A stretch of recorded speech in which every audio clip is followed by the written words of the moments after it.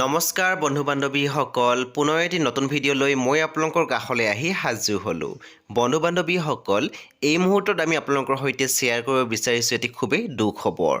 বন্ধু বান্ধৱীসকল, ইতিমধ্যে নিশ্চয় আপোনালোকে খবৰটো গম পাইছিলে যে জনপ্ৰিয় অভিনেতা জয়ন্ত দাস অসুস্থ হৈ আছিলে আৰু তেখেত মহানগৰী এখন হস্পিটেলত চিকিৎসাধীন হৈ আছিলে। আৰু আজিৰ দিনটোত আহিলে সেই বেয়া খবৰটো যে জনপ্ৰিয় অভিনেতা জয়ন্ত দাস আৰু আমাৰ মাজত নাই। হয় বন্ধু বান্ধৱীসকল, আপোনালোকে ঠিকেই শুনিছে, জনপ্ৰিয় অভিনেতা জয়ন্ত দাস আৰু আমাৰ মাজত নাই।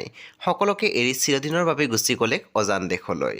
খবৰটো অহাৰ পিছতে আমি দেখিবলৈ পাইছোঁ অসমৰ জনপ্ৰিয় অভিনেতা অভিনেত্ৰী শিল্পীসকলে ছ'চিয়েল মিডিয়া মাধ্যমত খুবেই দুখ প্ৰকাশ কৰিছে।